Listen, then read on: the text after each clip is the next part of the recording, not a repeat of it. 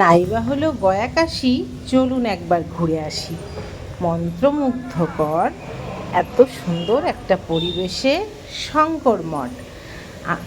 নমস্কার বন্ধুরা, আমি ঝুমা চলে এলাম আপনাদের সাথে একটা ছোট্ট ব্লগ ভিডিও নিয়ে।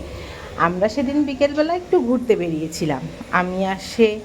তো আমরা দুজনে মিলে শঙ্কর মঠের উদ্দেশ্যে রওনা হলাম। কাজীপাড়া সংলগ্ন শ্রীকৃষ্ণপুর শঙ্কর মঠ। এই মঠটি কিন্তু খুবই সুন্দর একটা পরিবেশ, খুব শান্ত। আর এখানে কিন্তু বাইরের থেকে অনেক লোক আসে, এখানে থাকা খাওয়ার সুব্যবস্থা আছে। আর যথেষ্ট পরিষ্কার পরিচ্ছন্ন একটা পরিবেশ। আপনারা যদি একবার আসেন, আশা করি সকলের ভীষণ ভালো লাগবে। তো আমিও গেলাম, সবাই যাচ্ছে, আমিও গেলাম। যেহেতু আমি বারাসাতে থাকি, তো সেহেতু আমার তো যাওয়াটা একটা খুবই দরকারি জিনিস। তো আমি ভাবলাম যে যাই, একটু বিকেলবেলা মঠ থেকে একটু ঘুরে আসি। আমার তো খুবই ভালো লাগে কোনো মঠে গিয়ে একটু নিরিবিলি কিছুক্ষণ সময় কাটানো। আপনারা যদি একটু নিরিবিলি পরিবেশে কিছুক্ষণ থাকতে চান, তাহলে কিন্তু এই শঙ্কর মঠটা একদম পারফেক্ট আপনাদের সকলের জন্য। খুবই উপযোগী আর শান্ত একটা নিরিবিলি পরিবেশ।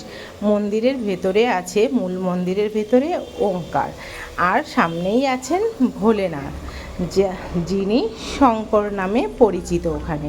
তো শঙ্করনাথের কিন্তু অনেক কৃপা, আমরা সকলেই সে কথা জানি। মঠের চারিপাশে একটা বারান্দা করে দেওয়া আছে, যাতে যদি কেউ ওখানে পরিক্রমা করতে চায়, তাহলে কিন্তু সে খুব সুন্দরভাবে ভোলে বাবার পরিক্রমা করতে পারেন। আর এখানে আমাদের শ্রী প্রণব মুখার্জিও কিন্তু এসে ঘুরে গেছেন। তো তার জন্য ওনার জন্য একটা নামের একটা স্থাপত্য ওখানে রাখা আছে। অসংখ্য ধন্যবাদ বন্ধুরা, যারা আমার ভিডিওটা মন দিয়ে শুনছেন। আশা করি আপনারা সকলে এই মঠ পরিক্রমা করতে যাবেন, আর অবশ্যই মঠ দর্শন করে কেমন লাগলো আমাকে একটু জানাবেন। এখানে আমাদের সাথে দুজনের পরিচয় হয়েছিল। ওই ভদ্রলোকরা কিন্তু বাংলাদেশ থেকে এসেছিলেন এখানে ডাক্তার দেখাতে। তো এখানে থাকা খাওয়ার যেহেতু সুব্যবস্থা আছে, কম খরচে কিন্তু সুলভে এখানে থাকা খাওয়ার ব্যবস্থা আছে। আর এখানে সবার ব্যবহার এত ভালো, আপনাদের সত্যি খুব ভালো লাগবে। যদি কখনো আসেন, এখানে কিন্তু আপনারা থাকার ব্যবস্থা আছে। বাইরের থেকে যারা আসবেন শুধু তাদের জন্য। পুরনো পুরনো আম গাছগুলো দেখলে আপনাদের মনে একটা শান্তি হবে যে এত পুরনো পুরনো এখানে আম গাছ আছে। আমের সময় কিন্তু প্রচুর আম হয় এই গাছগুলোতে। আমার কিন্তু খুব ভালো লেগেছে মন্দিরটা পরিদর্শন করে।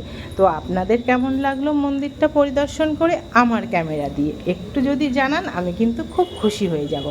তো আপনাদের জন্য যেহেতু এই ভিডিওটা তৈরি করেছি, কেমন লাগলো একটু কমেন্ট বক্সে জানাবেন। ধন্যবাদ সকলকে। রাধে রাধে।